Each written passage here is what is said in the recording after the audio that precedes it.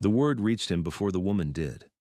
Theodore Sterling, 5th Duke of Halford, had not intended to be standing behind the silk screen at the Countess of Ashwick's summer ball. He had intended to be in the card room, where Lord Pemberton owed him a conversation about drainage rights along the eastern boundary, and where the champagne was tolerable, and the company did not require him to dance. But Pemberton had not arrived. The card room smelled of pipe smoke and ambition, and Theodore had stepped through a side door into the narrow corridor behind the ballroom's eastern wall to find a glass of something cold and a moment of silence. What he found instead were 3 women speaking about a 4th as though she were furniture. "She is entirely without value," said a voice he would later learn belonged to Lady Drummond, whose vowels carried the particular sharpness of a woman who had married well enough to believe her opinions constituted fact. "I told my brother before he died. The girl will amount to nothing. No beauty, no portion, no connection worth mentioning. She is here because I could not leave her at home without the servants talking." "And yet, she is out," said another, younger, with the breathless register of someone trying very hard to sound bored. "In a gown that I believe belonged to your parlor maid. It belonged to Louisa 2 seasons ago. I had it taken in. The girl ought to be grateful. She would have nothing if not for my generosity. Nothing at all." Theodore set his glass down on the windowsill. "She will not find a husband here or anywhere else," Lady Drummond continued. "I have told her as much. She is to accompany Louisa and remain pleasant and forgettable, and when the season is over, she will return to the cottage in Shropshire where she belongs. If she manages not to embarrass us before then, I shall consider my obligation to my brother's memory fulfilled." There was laughter. Light, practiced, perfectly calibrated to wound anyone who might overhear, which, Theodore supposed, was precisely the point. He did not know the girl they were discussing. He did not know her name, her face, or whether she was indeed without beauty or portion or any of the things Lady Drummond had catalogued with such surgical pleasure. What he knew was that the voice behind the screen had spoken the word worthless with the same casual ease one might use to describe a horse past its best years, and that something in the center of his chest had tightened in a way he had not felt since the morning they had lowered his mother's coffin into the ground at Halford. He walked back into the ballroom. It took him 4 minutes to identify her, not because she was difficult to find. Lady Drummond had been accurate about one thing. The girl was not the sort who commanded attention when she entered a room, but because he had to locate Louisa Drummond first, and then look for whoever was standing near her in a gown that did not quite fit, and an expression that suggested she knew it. She was at the edge of the room, near the second pillar from the doors, holding a glass of lemonade she had not touched.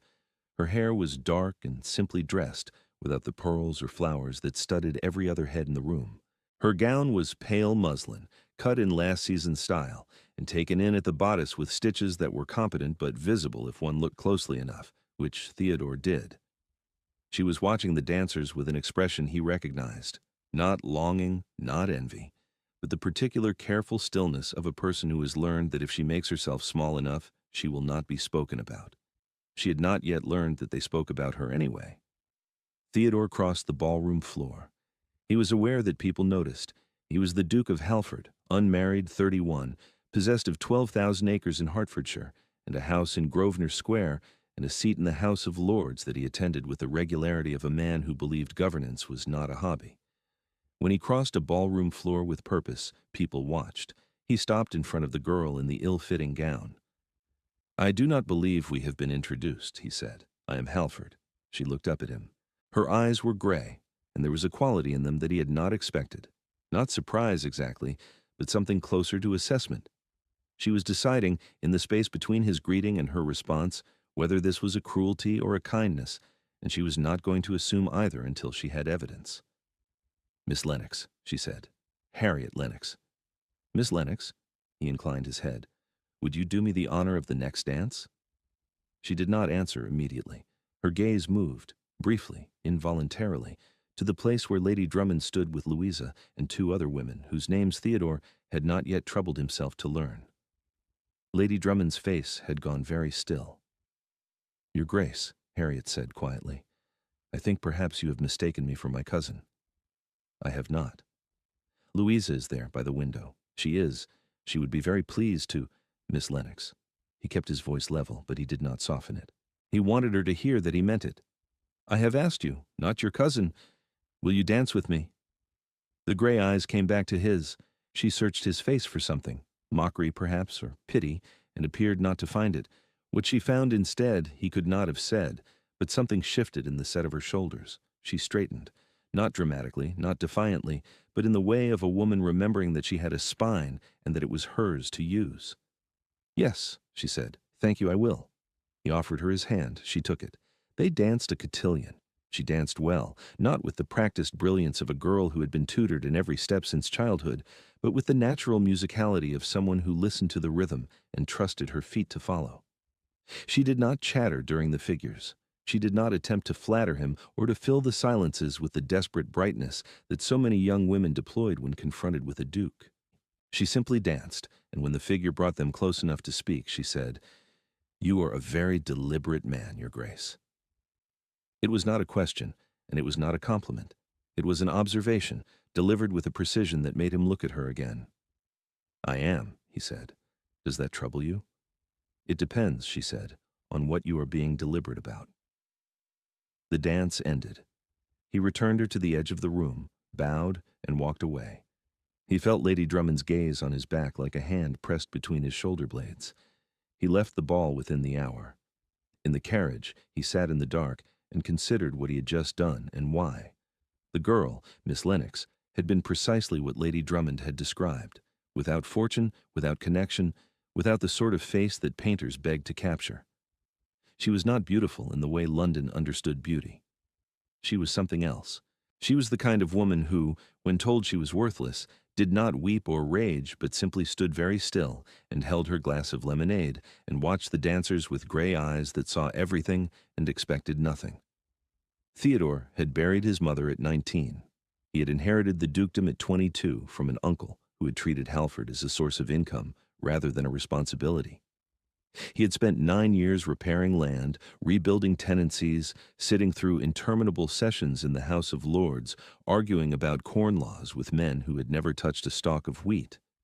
He had done all of this alone because the world had taught him early that help was not coming and that the only reliable form of power was the kind you built yourself, brick by brick, in silence. He recognized that lesson in the set of Harriet Lennox's shoulders. He called on the Countess of Ashwick the following afternoon, ostensibly to thank her for the ball, but in truth to learn the particulars of Miss Lennox's situation. The Countess, who was 63 and had survived 4 decades in society by knowing everything about everyone, was happy to oblige. Harriet Lennox was the only child of the late Mr. George Lennox, Lady Drummond's younger brother, who had been a clergyman in Shropshire with a living worth perhaps £200 a year. He had died 4 years ago of a fever that had also taken his wife within the same fortnight. Harriet had been 20. There had been no money, no property, nothing except a small cottage that belonged to Lady Drummond and was offered, the Countess used the word offered, with a delicate emphasis that conveyed everything about the conditions attached, on the understanding that Harriet would be useful. Useful meant accompanying Louisa through the season, carrying Louisa's fan, holding Louisa's shawl, standing near Louisa so that Louisa's complexion appeared to greater advantage, being, in every visible particular, less. "The girl bears it with extraordinary grace," the Countess said, pouring him a second cup of tea. "I have watched her for 2 seasons now. She never complains. She never draws attention. She simply endures." "She should not have to endure," Theodore said. The Countess looked at him over the rim of her cup with the expression of a woman who had just heard exactly what she expected to hear. He arranged to be at the same engagements. This was not difficult. The season compressed 500 families into the same 30 drawing rooms, and a duke could secure an invitation to anything simply by expressing mild interest. He saw her at Lady Chiswick's musical evening, where she sat at the back and listened to a mediocre soprano with more attention than the performance deserved. He saw her at the Dalrymple garden party, where she stood beneath a copper beech tree reading a book she had concealed inside a folded program. At the garden party, he approached her. "What are you reading?" She startled, not dramatically, but with the small flinch of someone unaccustomed to being noticed. She looked down at the book, then up at him, and for a moment he thought she might lie. "Herodotus," she said. "In translation, I'm afraid. My Greek is not what it should be." "Whose is?" he said. She almost smiled. It was not quite a smile.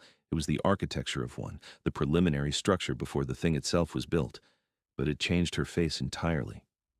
For the first time, Theodore saw what Lady Drummond's cruelty had been designed to conceal, that Harriet Lennox, given space and light and the absence of someone telling her she was nothing, was a woman of considerable presence. "The Countess tells me you have read a great deal," he said. "The Countess is kind. I have read what was available to me, which in Shropshire was whatever my father's library contained. He had Catholic tastes, and a bookseller in Shrewsbury who extended him more credit than was wise." "And what did you learn?" She looked at him with those gray, assessing eyes. "That the world is larger than Shropshire," she said, "and that knowing that is both a gift and a punishment." They walked together for 20 minutes. She spoke about Herodotus and about the particular cruelty of the Persian court and about whether history was better understood as a series of decisions made by powerful men or as the slow accumulation of forces that no single person could control. She spoke well, not with the rehearsed polish of a woman performing intelligence for an audience, but with the unguarded fluency of someone who had been thinking about these things alone for a very long time and had finally found someone who might listen. Theodore listened. He was good at listening. It was a skill he had developed in the House of Lords, where the men who spoke least often spoke best, and it had served him well in estate management, where a tenant who felt heard was a tenant who stayed. But he was not listening the way he listened to debates about tariff reform. He was listening the way he had once listened to his mother read aloud in the library at Halford on winter evenings when the fire was low and the world outside the windows was nothing but darkness and wind. He was listening with the part of himself that he had shut away when they lowered her coffin, and he had understood, at 19, that tenderness was a luxury he could not afford. Lady Drummond noticed. Of course she noticed. She was a woman whose entire existence was organized around the management of appearances, and the appearance of the Duke of Halford walking through a garden party with her charity case of a niece was not something she could permit. She intercepted Harriet that evening. Theodore learned this later from the Countess, who had learned it from Lady Chiswick's lady's maid, who had overheard it through a dressing-room wall. Lady Drummond had told Harriet that she was making a fool of herself, that the Duke was amusing himself at her expense, that men like Halford did not marry girls like Harriet Lennox. They entertained themselves with them for a season and then returned to the business of finding a wife with a dowry and a family worth marrying into. She had told Harriet that if she continued to put herself forward, Lady Drummond would withdraw her support entirely, and the cottage in Shropshire would no longer be available, and Harriet would discover what it truly meant to have nothing. Harriet did not argue. She did not defend herself. She curtsied and said, "Yes, Aunt," and went to her room, and the following morning she did not appear at breakfast, and she did not appear at the afternoon call, and she did not appear at the evening assembly. Theodore noticed her absence the way one notices the removal of a painting from a wall, not immediately, but with a growing sense that something was wrong with the proportions of the room. He called on Lady Drummond. The visit was brief, and it was not pleasant. Theodore was not a man given to speeches, but he was a man who understood power and who understood, with absolute clarity, the difference between wielding it and hiding behind it. He sat in Lady Drummond's drawing room, and he told her, in the measured tone of a man who had not raised his voice since the day he inherited the dukedom, that he intended to call upon her niece the following afternoon, and that if any obstacle were placed in his way, he would ensure that Lady Drummond's place in society, which rested, as they both knew, not on her own merits but on the memory of a husband whose family tolerated her, became considerably less comfortable. Lady Drummond's face went through several colors. She said nothing. Theodore stood, bowed, and left. He called the following afternoon. Harriet received him in a small sitting room at the back of the house, a room clearly designated for the household's least important occupant. It had one window, a writing desk with a broken hinge, and a chair whose upholstery was worn to threads. Her gown was the same pale muslin from the ball, and she had not dressed her hair with any particular care, and she looked at him when he entered with an expression that was not quite fear and not quite hope, but something between the two that made his chest tighten again in that way he had only ever associated with loss. "You should not have come," she said. "Why not?" "Because my aunt will make me pay for it, and you will go back to Grosvenor Square, and I will still be here." He sat down without being invited. This was, he was aware, a breach of etiquette so fundamental that it would have horrified his mother, But his mother had also taught him that there were moments when propriety mattered less than presence, and this was one of them. "Miss Lennox," he said, "I would like to tell you something, and I would like you to listen without interrupting, because I am not a man who finds these things easy to say, and I am unlikely to say them well." She sat down. She folded her hands in her lap. She waited. "I overheard your aunt at the Ashwick ball," he said. "Before we danced, she called you worthless. She said you would amount to nothing. She said you were there on sufferance and that you ought to be grateful." He paused. "I have thought about very little else since that evening." Harriet's hands tightened in her lap, but her face did not change. "I did not ask you to dance because I pitied you. I asked you to dance because a woman who is spoken about in that way, who stands in a ballroom holding a glass she has not touched and watches the world with eyes that see everything and expect nothing, that woman is not worthless. That woman is the most interesting person in the room, and I have spent 9 years in rooms full of people who are considered valuable by every measure society applies, and I can tell you with certainty that the measure is wrong." She said nothing. Her eyes were very bright. "I would like to court you," he said, "properly, with your aunt's knowledge, which I have already ensured, and with whatever chaperone you consider appropriate. I am not amusing myself at your expense. I do not do things for amusement. I do things because I have decided they are worth doing, and I have decided that you are worth knowing, and I would very much like the opportunity to discover whether I am right." The silence in the small sitting room with the broken desk and the threadbare chair lasted for what felt like a very long time. "You are a very deliberate man," she said for the second time. "I am. And you have decided this." "I have." She looked at her hands. She looked at the window. She looked back at him. The architecture of the smile he had seen at the garden party completed itself. Not a wide smile, not a brilliant one, but a real one, quiet and certain, the kind of smile that a woman offers when she has been told she is nothing. For so long that being seen feels like stepping into sunlight after years in a darkened room. "Then I will not refuse you," she said, "but I should tell you. I have no dowry, no connections, nothing to offer a duke except a thorough acquaintance with Herodotus and a tolerance for silence." "Those," Theodore said, "are precisely the qualifications I have been looking for." The courtship lasted 6 weeks. They were seen together at dinners, at the opera, at a lecture on Roman aqueducts, at the Royal Institution, where Harriet asked the lecturer a question about water pressure that the man could not answer, and Theodore sat beside her, feeling something that he identified, with some difficulty, as pride. He took her driving in Hyde Park on a Thursday morning, in an open barouche, so that all of London could see and draw its own conclusions. She wore a Spencer jacket in dark blue, her own, not Louise's, and a bonnet that she had retrimmed herself with ribbon from a haberdasher in a street that duchesses did not frequent. She looked out at the park and at the riders and the promenading families, and she said, "They are all watching us. They are. Does it trouble you?" "Not in the slightest." She turned to look at him. The wind had loosened a strand of dark hair from beneath her bonnet, and she did not push it back, and he understood in that moment that she was not performing ease. She was experiencing it, perhaps for the first time in years, the simple comfort of being beside someone who did not require her to earn her place. At Lady Mercer's dinner the following week, she was seated beside the Earl of Whitmore, a man of considerable intellect and negligible charm, who spent the first 2 courses attempting to determine whether the Duke's interest in Miss Lennox was sincere or strategic. Theodore watched from across the table as Harriet navigated the interrogation with the same patient composure she brought to everything, answering fully when the questions were genuine, deflecting gracefully when they were not, and at one point making the Earl laugh so suddenly that he choked on his claret. After dinner, Whitmore sought Theodore in the drawing room and said simply, "She is remarkable." "I am aware," Theodore said. "No," Whitmore said. "I do not think you are fully aware yet. But you will be." He was right. London talked. London always talked. The consensus was divided. Half of society believed the Duke had lost his mind, and the other half believed he was making a point about something, land reform perhaps, or the insufficiency of the marriage market, and that the girl was a means to an end rather than the end itself.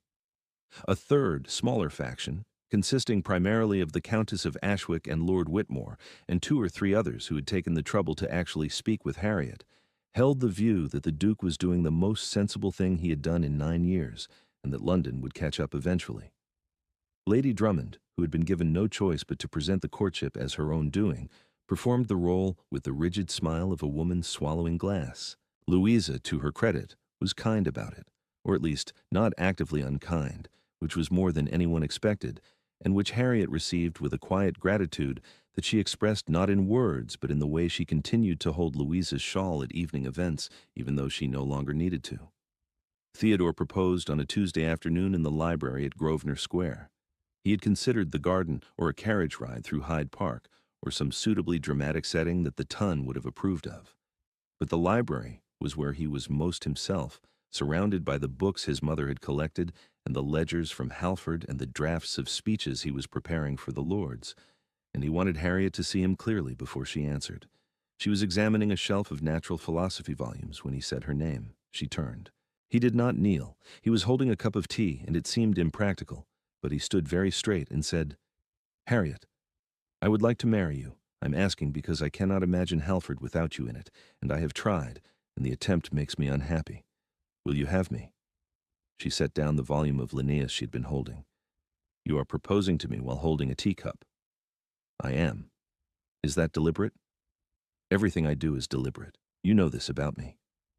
She crossed the room. She took the teacup from his hand and set it on the nearest shelf between a volume of Gibbon and a stack of estate correspondence. Then she put her hands on either side of his face.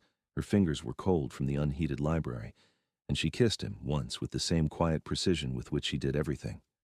"Yes," she said, "I will have you." They married in the chapel at Halford 3 weeks later. It was a small wedding, the Countess of Ashwick, who wept openly, Lord Pemberton, who served as witness, and later admitted he had been more moved than he expected. The household staff assembled in the pews with the formality and barely suppressed emotion of people who had watched their master be alone for 9 years and had given up hoping. Mrs. Graves, the housekeeper, pressed Harriet's hands between her own at the wedding breakfast and said, "We have been waiting for you, Your Grace, though we did not know it." Lady Drummond attended. She sat in the third pew and smiled the smile of a woman calculating the social value of having a niece who was now a duchess against the humiliation of having been wrong about her. The calculation appeared to come out in favor of attendance, if not warmth. Louisa stood beside Harriet as she dressed that morning and fastened the pearl buttons at her wrists and said quietly, "I am glad it is you." Harriet looked at her cousin in the mirror and saw, for the first time, not the beautiful girl she'd been employed to make more beautiful by comparison, but a young woman who had been given everything except the freedom to be ordinary. She took Louisa's hand and held it, and nothing more needed to be said. Halford opened itself to Harriet the way a house opens to someone who belongs in it, not all at once, but room by room, corridor by corridor, with the slow unfolding intimacy of a place revealing its secrets to someone it trusts. She learned the particular creak of the third stair. She learned that the morning light in the east gallery turned the portraits gold. She learned that Becket, the steward, had managed the estate with meticulous competence for 9 years and was desperately relieved to have someone else to show the account books to. She did not attempt to change things. She asked questions. She listened. She sat with Mrs. Graves in the housekeeper's parlor and drank tea and learned the rhythms of the household, which tenant's wife was expecting, which roof needed rethatching before autumn, which of the kitchen maids was walking out with the under-gardener, and whether it was likely to end well. She oversaw the domestic accounts through the steward with the same careful attention she had once given to Herodotus, and within 3 months the household operated with a fluency it had not possessed since Theodore's mother's time. Theodore watched this happen with the bewildered gratitude of a man who had not known what he was missing until it arrived. He came home from the House of Lords to find her in the library with Becket's quarterly report spread across the desk and a pencil behind her ear, and something in him that had been clenched for a decade finally, slowly, let go. There was a particular evening in October that he would remember afterwards as the moment he understood what his life had become. He had returned from London late, after a session in the Lords that had run long on a question of poor relief that no one in the chamber appeared to have thought about with any rigor. He was tired and irritable, and the carriage had been cold. He walked into the entrance hall expecting silence and darkness. Instead, he found light, candles in the hallway, a fire in the library. Harriet at his desk, not her own, his, the one he had used for 9 years, with a letter from one of the tenant farmers spread in front of her and a cup of tea that had gone cold beside her elbow. She looked up when he came in, and her expression was not the bright, performed welcome of a wife greeting her husband for the benefit of the servants. It was the distracted half-smile of a woman who had been deeply absorbed in something and was pleased to see him but would also like to finish her thought. "Beckett tells me the Hargrove family's roof is worse than we supposed," she said. "I have been looking at the accounts. If we delay the fence repair on the south pasture until spring, there's enough to rethatch before the first frost." He sat down across from her. "You have been looking at the accounts." "I have been looking at the accounts. And you have found a solution that Beckett did not." "Beckett found the same solution. He was simply too polite to suggest moving your fence money." She looked at him with that gray, steady gaze. "I'm not too polite. The Hargroves have 3 children under 6. They cannot winter under a failing roof." He stared at her for a long moment, this woman in his library, in his chair, solving his problems with the quiet competence of someone who had spent her entire life being told she was nothing and had decided, without announcement or fanfare, to be everything. "Move the fence money," he said. She nodded, made a note in the margin of the accounts, and went back to her reading. He told her about his mother that winter. He had not told anyone about his mother, not Pemberton, not the Countess, not any of the women who had been paraded before him at balls for 9 seasons. They were sitting by the fire in the library after dinner, and Harriet was reading, and Theodore was not reading but watching the firelight move across the spines of the books on the shelf opposite, his mother's shelf, the one he had never reorganized because the order of the volumes was the last arrangement her hands had made, and he said, without planning to, "She would have liked you." Harriet looked up. She did not ask who. She waited. He told her about the winter evenings by the fire, and the books she had read aloud, and the way she had known the name of every tenant's child on the estate, and how he had stood at her grave at 19 and made himself into stone, because stone does not break. He told her about the years after, the inheritance, the uncle's debts, the long, slow work of rebuilding a place that someone else had nearly ruined, and how he had done all of it alone because he did not know how to ask for help, and because asking for help required admitting that he needed it, and admitting need had felt for a very long time like admitting weakness. Harriet listened. She did not say she understood, because she was not a woman who claimed understanding she had not earned. She closed her book and set it aside and moved to sit beside him, and she put her hand on his, and she sat with him in the silence. And that was enough. It was, he thought, more than enough. It was the first time in 9 years that he had been in a room with another person and felt not less alone but entirely unalone, which was a different thing, and which mattered more than he had words for. Their first child was born the following spring, a daughter whom they named Frances after Theodore's mother. The Countess of Ashwick arrived at Halford within 2 days of the birth, bearing an impractical amount of French lace and an expression of satisfaction so profound it bordered on smugness. "I knew," she said, holding the baby with the practiced confidence of a woman who had outlived 3 husbands and numerous godchildren. "I knew at the Ashwick ball. When you crossed that floor, I turned to Lady Cheswick and I said, 'That man has just seen the rest of his life, and he does not yet know it.'" Theodore, standing in the doorway of the bedchamber watching his wife and his daughter and the Countess, who had made it her business to know everything about everyone, thought that she had been right. A son followed 2 years later. Thomas. He had his mother's gray eyes and his father's temperament, serious, watchful, deliberate in a way that made the nursemaids laugh, and Theodore recognized himself with a clarity that was both unsettling and deeply satisfying. Lady Drummond visited Halford once in the 2nd year. She walked through the house and the grounds, and she saw what Harriet had built, not through transformation, but through attention, through the patient work of a woman who had learned that care was a form of power, and that the quietest kind of strength was the kind that lasted. She stayed for 2 nights. At breakfast on the 2nd morning she said, "You have done well, Harriet." It was the first time she had used her niece's Christian name without it sounding like a concession. Harriet poured her aunt a cup of tea and said, "Thank you, Aunt." And then, because she was Harriet and because she had spent 4 years in a cottage in Shropshire being told she was nothing, she added very gently, "The tea service belonged to Theodore's mother. She chose it herself. She had extraordinary taste." Lady Drummond looked at the teacup. She looked at Harriet. She drank her tea in silence. She did not visit again. She was not unwelcome, Harriet made that clear, but she did not come. She remained in London for 2 more seasons, and then she retired to Bath, where the society was gentler and the memories were fewer. Louisa married a baronet's son from Hampshire who adored her and who, by all accounts, had never once in his life called anyone worthless. On an evening in September, 4 years after the Ashwick ball, Theodore found Harriet in the library. She was reading, she was always reading, and Francis was asleep in the nursery, and Thomas was being walked through the garden by his nurse, and the house was quiet. In the way that only a house full of people can be quiet, with the particular hum of a place that is being lived in and loved.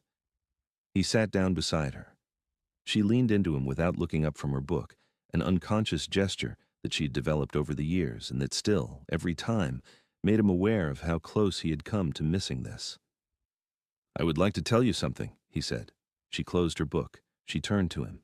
She waited, the way she had waited in the small sitting room with the broken desk, with her hands folded and her gray eyes steady.